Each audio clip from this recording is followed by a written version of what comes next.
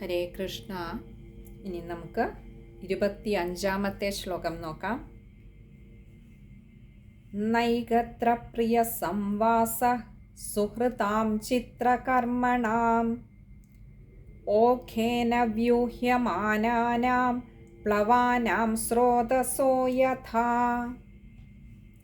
ഇനി നമുക്ക് അതിലെ പദങ്ങളുടെ അർത്ഥം നോക്കാം. ഇവിടെ തൊട്ടു മുൻപുള്ള ശ്ലോകത്തിൽ വസുദേവർ പറഞ്ഞിരുന്നു ദുർലഭം പ്രിയദർശനം, പ്രിയപ്പെട്ടവരുടെ. നമുക്കറിയാം സജ്ജനങ്ങൾക്ക് എപ്പോഴും പ്രിയപ്പെട്ടത് സജ്ജനങ്ങൾ തന്നെയായിരിക്കും. ഇവിടെ വസുദേവരെ സംബന്ധിച്ചിടത്തോളം വസുദേവര് ധർമ്മിഷ്ഠനായിരുന്നു, സത്യസന്ധനായിരുന്നു. അപ്പോൾ അങ്ങനെയുള്ളവർക്ക് പ്രിയപ്പെട്ടത് എപ്പോഴും അങ്ങനെയുള്ളവരാവും അല്ലെ, സത്യസന്ധരായിട്ടുള്ള ധർമ്മിഷ്ഠരായിട്ടുള്ളവരാവും. നമുക്കെപ്പോഴും പ്രിയാപ്രിയങ്ങൾ വരുന്നത് നമ്മുടെ ഉള്ളിലെ വാസനകൾക്കനുസരിച്ചാണ്. നമ്മൾ ഈ ലോകത്തിലെ ഓരോ വസ്തുവിനോടും വ്യക്തിയോടും പ്രിയാപ്രിയങ്ങൾ ഉണ്ടാവുന്നത്. നമ്മുടെ ഉള്ളിൽ എന്താണോ നമ്മുടെ വാസന, അതിനനുസരിച്ചാണ് നമ്മുടെ ചുറ്റിനും നമ്മൾ കാണുന്ന ഓരോന്നിനെയും നമ്മൾ വിലയിരുത്തുന്നത്. ഒരു ചെറിയ ഉദാഹരണം പറഞ്ഞാൽ, ചില വ്യക്തികളെ നമ്മൾ നോക്കിയാൽ കാണാം, പണത്തിൻ്റെ ധാരാളിത്തം കൊണ്ട് തങ്ങളാണ് രാജാവ്, അല്ലെങ്കിൽ തങ്ങളാണ് ഈ ലോകത്തിലെ ഏറ്റവും മികച്ചത് എന്ന് കരുതി തൻ്റെ ചുറ്റിനുമുള്ള ഒന്നിനെയും ആരെയും അവർക്ക് അംഗീകരിക്കാൻ കഴിയുകയില്ല. തൻ്റെ വാക്കാണ് അവിടെ അവസാനത്തെ വാക്ക്. മറ്റുള്ളവരെ കേൾക്കാൻ അവർ തയ്യാറാവുകയില്ല. എന്നാൽ ചിലരാകട്ടെ ഈ ഒരു പണത്തിൻ്റെയോ പ്രതാപത്തിൻ്റെയോ പദവിയുടെയോ മതമില്ലാത്തത് കൊണ്ട് തന്നെ അവരെപ്പോഴും മറ്റുള്ളവരെ കേൾക്കാൻ അവർ തയ്യാറായിരിക്കും. ഈ രണ്ട് വ്യക്തികളും തൻ്റെ ചുറ്റിനുമുള്ള ലോകത്തെ നോക്കിക്കാണുന്ന രണ്ട് വിധത്തിലാണ് അല്ലേ. എപ്പോഴും പണം അല്ലെങ്കിൽ പദവി അത് കൂടുതലുള്ളവരെപ്പോഴും തൻ്റെ ചുറ്റിനുമുള്ള ലോകത്തെ ബഹുമാനിക്കുന്നത് തനിക്ക് തുല്യമായ പദമോ പ്രതാപമോ പദവിയോ പണമോ ഒക്കെ ഉള്ളവരെ ആയിരിക്കും. എന്നാൽ ഇതില്ലാതെ ഈശ്വരവിശ്വാസമുള്ള ഭഗവാനെ മാത്രം ധ്യാനിച്ചു കഴിയുന്നവർ ബഹുമാനിക്കുക അല്ലെങ്കിൽ അവർ വിലമതിക്കുന്നത് ആ ഈശ്വരനെ വിചാരിച്ച് കഴിയുന്ന ജനങ്ങളെ ആയിരിക്കും. അവരുടെ വാക്കുകൾ കേൾക്കാനായി കാതോർത്തിരിക്കും. കാരണം എല്ലാ നേട്ടങ്ങൾക്കും എല്ലാ പദവികൾക്കും എല്ലാ സാമ്പത്തികമായ ഉന്നമനത്തിനും അതീതമായി അവർ കാണുന്നത് ഇതിനൊക്കെ കാരണഭൂതമായിരിക്കുന്ന ഈ സർവപ്രപഞ്ചത്തിനും ആധാരമായി വർത്തിക്കുന്ന ആ ചൈതന്യത്തെയാണ്. അതുകൊണ്ട് തന്നെ അവരെപ്പോഴും മറ്റുള്ളവരുടെ അല്ലെങ്കിൽ അവർ ബഹുമാനിക്കുന്ന അവർ വിലമതിക്കുന്ന അമൂല്യരത്നങ്ങളാണ് തങ്ങളെപ്പോലെ കരുതുന്ന ഈ ലോകത്തുള്ള മറ്റുള്ള സജ്ജനങ്ങൾ. അപ്പോൾ അങ്ങനെയുള്ളവരുടെ വാക്കുകൾക്കായി അവർ എപ്പോഴും കാതോർത്തിരിക്കും. ഇവിടെ വസുദേവർ എന്ന ധർമ്മിഷ്ഠനായ സത്യസന്ധനായ ആ സജ്ജനത്തിന് നന്ദഗോപർ പ്രിയപ്പെട്ടവനായത് തന്നെ താൻ ഏതൊക്കെ ഗുണഗണങ്ങളെ മാനിക്കുന്നുണ്ടോ അംഗീകരിക്കുന്നുണ്ടോ അതൊക്കെ നന്ദഗോപരിലുണ്ട് എന്നുള്ളത് കൊണ്ട് തന്നെയാണ്. അതുകൊണ്ടാണ് മുൻപൊരു ശ്ലോകത്തിൽ പറയുകയും ചെയ്തു, ഭ്രാതൃ സഹോദരൻ എന്നതിനേക്കാളേറെ ആത്മമിത്രമാണ് വസുദേവർക്ക് നന്ദഗോപര് എന്ന്. അങ്ങനെയുള്ള തൻ്റെ ആ ഒരു ആത്മമിത്രമായിട്ടുള്ള ആ സജ്ജനത്തെ, ആ പ്രിയമിത്രത്തെ കാണുന്നത് പറഞ്ഞു ദുർലഭം പ്രിയദർശനം. വീണ്ടും കണ്ടുമുട്ടുന്നത് സാധാരണ രീതിയിൽ ദുർലഭമാണ്, എന്നാൽ അതിനുള്ള മഹാഭാഗ്യം തനിക്ക് കൈവന്നിരിക്കുന്നു എന്ന് നമ്മൾ കഴിഞ്ഞ ശ്ലോകത്തിൽ വസുദേവർ പറയുന്നത് കണ്ടിരുന്നു. അപ്പോൾ അതിനെ സാധൂകരിക്കുന്നതാണ്. എന്തുകൊണ്ടാണ് ദുർലഭം പ്രിയദർശനം എന്ന് പറഞ്ഞത്? അതിനെ സാധൂകരിക്കുകയാണ് ഈ ഒരു ശ്ലോകത്തിൽ വസുദേവർ ചെയ്യുന്നത്. നമുക്ക് നോക്കാം പദങ്ങളുടെ അർത്ഥം. നൈകത്ര ന ഏകത്ര, ഇങ്ങനെ രണ്ട് വാക്കുകൾ ചേരുന്നതാണ് നൈകത്ര. ന എന്ന് പറഞ്ഞാൽ നമുക്കറിയാം ഇല്ല അല്ലെങ്കിൽ അല്ല എന്നുള്ള. ഇവിടെ അങ്ങനെ ഒരു കാര്യം സംഭവിക്കുകയില്ല എന്നുള്ള അർത്ഥത്തിലാണ് ഇവിടെ ന പറഞ്ഞിരിക്കുന്നത്. ഏകത്ര, ഏകത്ര എന്നാൽ ഏകം ഒന്ന്, ഏകത്ര ഒരേ ഇടത്തിൽ തന്നെ. പ്രിയ സംവാസഃ, ഇവിടെ പ്രിയ എന്ന് പറഞ്ഞാൽ അല്ലയോ പ്രിയപ്പെട്ടവനെ, തനിക്ക് ഏറ്റവും ഇഷ്ടമുള്ള, താൻ ഏറ്റവും ആദരിക്കുന്ന ബഹുമാനിക്കുന്ന, അല്ലയോ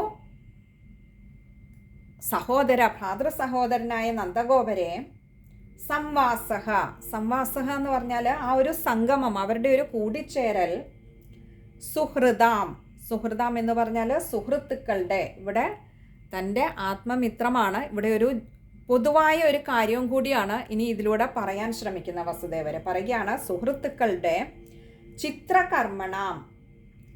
കർമ്മണാം എന്ന് പറഞ്ഞാൽ കർമ്മങ്ങളോടുകൂടിയ, ചിത്രകർമ്മണം പല വിധത്തിലുള്ള വിവിധ തരത്തിലുള്ള കർമ്മങ്ങളോട് കൂടിയ സുഹൃജനങ്ങളുടെ അല്ലെങ്കിൽ സുഹൃത്തുക്കളുടെ, പൊതുവായിട്ട് നോക്കിയാൽ ജനങ്ങളുടെ സംഗമം എന്ന് പറയുന്നത്, അതും പ്രത്യേകിച്ച് ഒരേ ഇടത്തിൽ അങ്ങനെ അവർ വന്ന് സംഗമിക്കുക എന്ന് പറയുന്നത് സംഭാവ്യമല്ല എന്ന് പറയുകയാണ്. ഏതുപോലെ എന്ന് പറഞ്ഞാൽ ഓഖേന, ഓഖേന എന്നാൽ ഒഴുക്കിനാൽ, വ്യൂഹ്യമാനാനാം, വ്യൂഹ്യമാനാനാം എന്ന് പറഞ്ഞാൽ ഇങ്ങനെ ഒഴുക്കിക്കൊണ്ടു പോകുന്ന, നല്ല ഒഴുക്കുള്ള ഒഴുക്കിൽ ഒഴുക്കിക്കൊണ്ടു പോകുന്ന. പ്ലവാനാം, പ്ലവാനാം എന്നാൽ മരത്തടികൾക്ക്.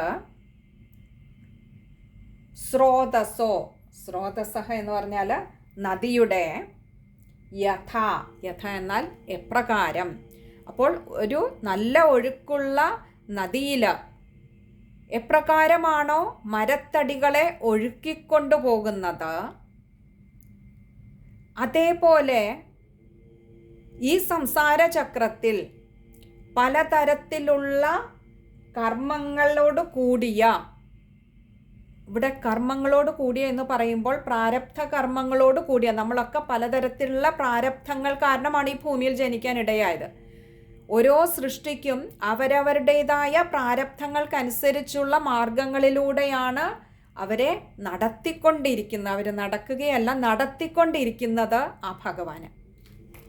അപ്പോൾ ഏത് തരത്തിലാണോ നല്ല ഒഴുക്കുള്ള ഒരു നദിയിലൂടെ ഒഴുകിപ്പോകുന്ന മരത്തടികൾ ഒരേ ഇടത്ത് വന്നടിയാത്തത്, നമ്മൾ ശ്രദ്ധിച്ചാൽ അറിയാം. ആ ഒഴുകി വരുന്ന മരത്തടികൾ തന്നെ എല്ലാം ഒരേപോലത്തെ തടികളല്ല, ഒരേ മരത്തിൻ്റെ തടികളല്ല, ഒരേ നീളവും വണ്ണവുമുള്ള തടികളല്ല, ഒരേ സ്വഭാവമുള്ള തടികളല്ല. ചിലപ്പോൾ വണ്ണം കൂടുതലായിരിക്കാം, വണ്ണം കുറവായിരിക്കാം, നിറത്തിൽ ഭേദമുണ്ടാവാം, വലിപ്പത്തിൽ ഭേദമുണ്ടാവാം. അപ്പോൾ അങ്ങനെ പലതരത്തിലുള്ള പല സ്വഭാവത്തോടു കൂടിയ പല ഗുണങ്ങളോട് കൂടിയ മരത്തടികളെ ഒഴുക്കിക്കൊണ്ടുവരുന്ന നദി എപ്രകാരമാണോ ആ ഒരു മരത്തടികളെ ഒരേ ഇടത്ത് കൊണ്ടുവന്ന് സംഗമിപ്പിക്കാത്തത്, ഇതൊക്കെ പലയിടത്ത് അതിൻ്റെ ഗുണങ്ങൾക്കനുസരിച്ച് അത് പലയിടങ്ങളിലാണ് അടിയുന്നത്. വണ്ണമുള്ള നല്ല ഭാരമുള്ള തടികൾ അടിയുന്നിടത്തല്ല ഭാരം കുറഞ്ഞ തടികൾ അടിയുന്നത്. അത് തന്നെ പലതിനും പലതരത്തിലുള്ള ഭേദമുണ്ടാവാം. ആ സാന്ദ്രതയ്ക്കനുസരിച്ച് അത് പലയിടങ്ങളിലാണ് അടിയുന്നത്. അപ്പോൾ എപ്രകാരമാണോ അങ്ങനെയുള്ള നദിയുടെ ഒഴുക്കിൽപ്പെട്ട് മരത്തടികൾ പലയിടങ്ങളിൽ അടിയുന്നത്, ഇതേപോലെ ഓരോ സൃഷ്ടിയും, സൃഷ്ടിക്കപ്പെട്ട ഓരോ ചരാചരവും ഇവിടെ തങ്ങൾ വഹിച്ചുകൊണ്ട് വന്നിരിക്കുന്ന പ്രാരബ്ധ കർമ്മങ്ങൾക്കനുസരിച്ച് ആ കർമ്മങ്ങൾ അനുഭവിക്കുന്നതിനായിട്ടാണ് ഇവിടെ ഓരോ സൃഷ്ടിയും ഉണ്ടായിരിക്കുന്നത്. അപ്പോൾ അതിനനുസരിച്ച് അതാതിന് നിശ്ചയിക്കപ്പെട്ട കർമ്മങ്ങളോടുകൂടി അതങ്ങനെ അതിൻ്റെ പ്രവാഹം തുടർന്നുകൊണ്ടേയിരിക്കുകയാണ്. ഒരു വ്യക്തിയും, നമ്മൾ ഏതൊരു സൃഷ്ടിയെ, രണ്ട് സൃഷ്ടിയെ എടുത്താലും, എന്തിനേറെ ഒരേ കുടുംബത്തിലെ അച്ഛനെയും അമ്മയും മക്കളെയും എടുത്താൽ അവരോരോരുത്തരുടെയും അനുഭവ തലം വ്യത്യസ്തമായിരിക്കും. അവർ കടന്നു വന്ന വഴികൾ ജീവിതത്തിൽ വ്യത്യസ്തങ്ങളായിരിക്കും. ഈ ഓരോ വഴിയിലും ഒരേ വഴിയിലൂടെ സഞ്ചരിക്കാൻ തുടങ്ങിയതിന് ശേഷം ഇപ്പോൾ ഭാര്യയും ഭർത്താവും ആയിരുന്നാൽ പോലും അവരുടെ പോലും അനുഭവ തലം വ്യത്യസ്തങ്ങളാണെന്ന് കാണാം. അവരും കടന്നു പോകുന്ന പല സാഹചര്യങ്ങളിലൂടെയാണ്. അത് മനസ്സുകൊണ്ടായാലും ബാഹ്യമായ മറ്റ് അനുഭവ തലങ്ങളിലൂടെയാണെങ്കിലും കടന്നു പോകുന്നത് വ്യത്യസ്തമായ വഴികളിലൂടെയാണ്. ആ ഒരു ഭേദം വരാൻ കാരണം ജീവിതത്തിൽ ഒരേ നൗകയിൽ സഞ്ചരിച്ചിട്ടും ചില ഭാഗത്ത് വരുമ്പോൾ ഭാര്യയിൽ മാത്രം ചെളിവെള്ളം തളിക്കപ്പെടുന്നു, അല്ലെങ്കിൽ ഭർത്താവിൽ മാത്രം ചെളിവെള്ളം തളിക്കപ്പെടുന്നു, അല്ലെങ്കിൽ ഭാര്യയും ഭർത്താവും മുങ്ങിപ്പോകുമ്പോഴും കൂടുതൽ സമയം ഭാര്യയ്ക്കോ ഭർത്താവിനോ ആർക്കെങ്കിലും ഒരാളിന് ചിലപ്പോൾ വെള്ളത്തിൽ മുങ്ങിപ്പൊങ്ങി കഴിയേണ്ടി വരുന്നു, ഒരാൾ പെട്ടെന്ന് രക്ഷപ്പെടുത്തപ്പെടുന്നു. ഇങ്ങനെ പല പല പല സാഹചര്യങ്ങളിലൂടെ ഒരേ ജീവിത നൗകയിൽ സഞ്ചരിക്കുന്നവർക്ക് പോലും ജീവിതത്തിൽ നേരിടേണ്ടി വരുന്നത് വ്യത്യസ്തങ്ങളായ അനുഭവങ്ങളാണ്. അതിന് കാരണം നമ്മളൊക്കെ വഹിച്ചുകൊണ്ട് വന്നിരിക്കുന്ന ഈ ഒരു പ്രാരബ്ധ കർമ്മങ്ങളാണ്. അപ്പോൾ അതിനനുസരിച്ചുള്ള കർമ്മങ്ങളിലൂടെയാണ് നമ്മളെയൊക്കെ നടത്തിക്കൊണ്ടു പോകുന്നത്, അഥവാ നമ്മളൊക്കെ ഏർപ്പെടുന്നത് അതിനനുസൃതമായ കർമ്മങ്ങളിലാണ്. അപ്പോൾ ഇതൊക്കെ അതുകൊണ്ട് തന്നെ സഞ്ചാരവും എത്തിപ്പെടുന്നതും പല പല തീരങ്ങളിലാണ്. ഈ നദിയിലൂടെ ഒഴുകി വരുന്ന മരത്തടികൾ പലയിടങ്ങളിൽ അതിൻ്റെ സാന്ദ്രതയ്ക്കനുസരിച്ച് അടിയുന്നത് പോലെ നമ്മുടെ കർമ്മ പ്രാരബ്ധങ്ങളുടെ സാന്ദ്രതയ്ക്കനുസരിച്ച്, അതിൻ്റെ വെയിറ്റേജിനനുസരിച്ച് നമ്മളിലേക്കൊക്കെ വന്നു ചേരുന്ന അനുഭവങ്ങളുടെ, അത് നല്ലതായിക്കോട്ടെ, നമുക്ക് ദുഃഖകരമായിക്കോട്ടെ, സന്തോഷം പ്രദാനം ചെയ്യുന്നതായിക്കോട്ടെ, അതിൻ്റെ വെയിറ്റേജിലും അതിൻ്റെ സാന്ദ്രതയിലും ഭേദം വരും. അതങ്ങനെ അനുസ്യൂതം നമ്മൾ പ്രവഹിച്ചുകൊണ്ടേയിരിക്കുകയാണ്. എല്ലാ സമയത്തും മനോവാകർമ്മങ്ങളിലൂടെ നമ്മൾ അങ്ങനെ ഒഴുകിക്കൊണ്ടിരിക്കുകയാണ്. ഇനി ബാഹ്യമായി ശരീരത്തിന് ദുഃഖങ്ങളില്ല എന്നിരിക്കട്ടെ, അപ്പോഴും വെറുതെ മനസ്സുകൊണ്ട് ദുഃഖിക്കാറുണ്ട് നമ്മളൊക്കെ. ചിലപ്പോൾ പോയ കാര്യങ്ങളെക്കുറിച്ച് ചിന്തിച്ചിട്ടാവാം, ചിലപ്പോൾ ഇനി വരാൻ പോകുന്ന കാര്യങ്ങളെക്കുറിച്ചുള്ള വ്യഥയാവാം. അങ്ങനെ പലതരത്തിലും നമ്മൾ വ്യത്യസ്തങ്ങളായ അനുഭവങ്ങളിലൂടെ, സുഖദുഃഖങ്ങളിലൂടെ ഈ സംസാരമാകുന്ന സാഗരത്തിൽ അങ്ങനെ ഒഴുകിക്കൊണ്ടിരിക്കുകയാണ്. അതുകൊണ്ട് തന്നെ ഇവിടെ പറയുകയാണ്, മരത്തടികൾ ഒരേ ഇടങ്ങളിൽ അടിയാത്തതുപോലെ ഈ സകല സൃഷ്ടികളും പലയിടങ്ങളിലാണ് അടിയുന്നത്. അങ്ങനെയുള്ളിടത്ത് സജ്ജനങ്ങളുടെ സംഗമം എന്ന് പറയുന്നത് ദുർലഭമാണ്, വളരെ അപൂർവമായി കിട്ടുന്നതാണ്. നമുക്കറിയാം, പൂന്താനം തിരുമേനി പാടിയതുപോലെ, കൂടിയല്ല ജനിക്കുന്ന നേരത്തും കൂടിയല്ല മരിക്കുന്ന നേരത്തും. അപ്പോൾ പിറക്കുന്ന നേരത്തും മരിക്കുന്ന നേരത്തും നമ്മളൊക്കെ ഏകാന്തമായ യാത്രയിലാണ്. അതുതന്നെയാണ് ജീവിതത്തിലും. ആർക്കും കൂടെ തുണയായി നിൽക്കാൻ കഴിയില്ല എന്നതാണ് സത്യം, ഭഗവാനല്ലാതെ. കാരണം നമ്മളൊക്കെ ഈ ചിന്തകളുടെ ലോകത്ത് മനസ്സുകൊണ്ട് സഞ്ചാരം നടത്തുമ്പോൾ ഏതെല്ലാം തരത്തിലുള്ള സന്തോഷമായിക്കോട്ടെ സങ്കടങ്ങളായിക്കോട്ടെ അനുഭവിക്കുന്നത് അത് നമ്മൾ മാത്രമാണ്. ആ ലോകത്ത് മറ്റു വ്യക്തികൾ പലരുണ്ടാവാം, മറ്റു സാഹചര്യങ്ങൾ പലതുണ്ടാവാം. ആ ലോകം തന്നെ വ്യത്യസ്തമാണ്. നമ്മുടെ ഒരു ലോകത്തിൽ നിന്നും ഭിന്നമാണ് നമ്മുടെ തൊട്ട് ചേർന്നിരിക്കുന്ന നമ്മളോട് കൂടെയുള്ള വ്യക്തിയുടെ ലോകം. അതുകൊണ്ട് തന്നെ ഓരോരോ ലോകത്തും അവരവരനുഭവിക്കുന്നത് വ്യത്യസ്തമായ അനുഭവങ്ങളാണ്. ഇങ്ങനെ പിറക്കുന്ന നേരത്ത് ഒറ്റയ്ക്ക് വരുന്ന നമ്മൾ, മരിക്കുന്ന നേരത്ത് ഒറ്റയ്ക്ക് പോകുന്ന നമ്മൾ, ഈ ജീവിതത്തിലും ഒറ്റയ്ക്ക് തന്നെയാണ് സഞ്ചാരം നടത്തുന്നത്. അവിടെയും ആ ഒരു സന്തോഷം എന്ന് പറയാനാവില്ല. സന്തോഷമാകുമ്പോൾ അത് വൈകാരികമായ തലമാണ്. അതിനപ്പുറം ആ ഒരു സുഖം, ആനന്ദം അനുഭവിപ്പിക്കണമെങ്കിൽ അതിന് ഭഗവത്പാദങ്ങളെ ആശ്രയിക്കുകയേ നിർവാഹമുള്ളൂ. അതാണ് ആത്യന്തികമായ അതിനുള്ള ഒരു മാർഗം, പരിഹാരം. അവിടെയാണ്, ആ പാതാരവിന്ദങ്ങളിലാണ് സജ്ജനങ്ങളുടെ സംഗമം ഉണ്ടാവുന്നത്. ബാക്കി എല്ലായിടത്തും ഈ ഭൗതികമായ എല്ലാ തലങ്ങളിലും സഞ്ചരിക്കുന്നവർ കൂടിച്ചേരാറില്ല എന്നതാണ്. ആ കൂടിച്ചേരുമ്പോഴും അവരുടെയൊക്കെ മനോവ്യാപാരങ്ങൾ പല തലങ്ങളിലാണ് നടക്കുന്നതെന്ന് കാണാം. അത് എത്ര ഉന്നതങ്ങളിലിരിക്കുന്നവരായാലും എത്ര താഴേക്കിടയിലുള്ളവരായാലും മനോവ്യാപാരങ്ങൾ കൊണ്ട് ഭിന്നമാകുന്നുണ്ട് എന്ന് കാണാം. എന്നാൽ ഭഗവത് പാദങ്ങളിൽ ഭഗവത് വിചാരത്തോടുകൂടി എത്തിച്ചേരുന്ന സജ്ജനങ്ങൾക്ക് അവർക്ക് ആ ഭഗവത് പാദാരവിന്ദങ്ങൾ മാത്രമാണ് വിചാരിക്കാനുള്ളത്, വിചാരം ചെയ്യുവാനുള്ളത്. അവിടെ മാത്രമാണ് ആ ഒരു ഐക്യമുണ്ടാവുന്നത്. അവിടെ മറ്റുള്ള ഭൗതികമായ എല്ലാ വിഷയങ്ങളും അകന്നു നിൽക്കുന്നത് കൊണ്ട് തന്നെ ആ പാദാരവിന്ദങ്ങളെ തേടിയെത്തുന്ന സജ്ജനങ്ങൾ അവരുടെ കാഴ്ച, അവരുടെ സംഗമം തന്നെ ദുർലഭമാണ്. പ്രത്യേകിച്ചും ഈ ഒരു കലികാലത്തിൽ സജ്ജന സംഗമം വളരെ പ്രയാസകരമാണ്. ഇത് തന്നെയാണ് ഈ ഒരു കലികാലത്തിൽ സത്സംഗങ്ങളുടെ മഹാത്മ്യവും അത് തന്നെയാണ്. ആ ഒരു ആ സത്സംഗങ്ങൾ മഹത്വവൽക്കരിക്കപ്പെടുന്നത് ഈ ഒരു കാരണം കൊണ്ടാണ്. കാരണം അവിടെ എത്തിപ്പെടുന്നവരിൽ ആ സത്സംഗത്തിലിരിക്കുന്ന അത്രയും സമയം അവർക്ക് മറ്റു യാതൊരു വിചാരങ്ങളും അവരെ അലട്ടുന്നില്ല. ഒന്നു മാത്രമേ ഉള്ളൂ, മനസ്സൊരൊറ്റ നേർരേഖയിൽ സഞ്ചരിച്ചു കൊണ്ടിരിക്കുകയാണ്. ഭഗവാനെക്കുറിച്ച് മാത്രമാണ് അവിടെ ചിന്ത വരുന്നത്.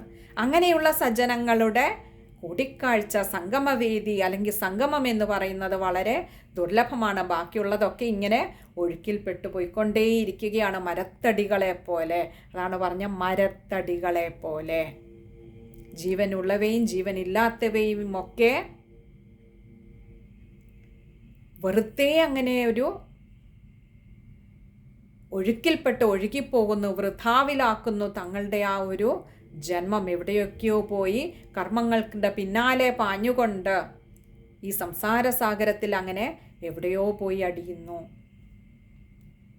വളരെ നല്ലൊരു ഉദാഹരണം കൂടിയാണ് ഇവിടെ വസുദേവര് നന്ദഗോപർക്കായിക്കൊണ്ട് പറഞ്ഞു കൊടുക്കുന്നത്. ഇനി നമുക്ക് ആ ശ്ലോകം ഒന്നുകൂടി ഒന്ന് നോക്കാം. നൈകത്ര പ്രിയ സംവാസ സുഹൃദാം ചിത്രകർമ്മണാം ഓഖേന വ്യൂഹ്യമാനാനാം പ്ലവാനാം സ്രോതസോ യഥാ. ഇനി നമുക്ക് ആ ഒരു ശ്ലോകം വായിക്കുമ്പോൾ ശ്രദ്ധിക്കേണ്ട കാര്യങ്ങളാണ്. ആദ്യത്തെ പദത്തിൽ പ്രിയ സംവാസഃ, അവിടെ ഒരു വിസർഗമുണ്ട്. അത് പകുതി ഹകാരത്തിൽ വായിക്കുക. പിന്നെ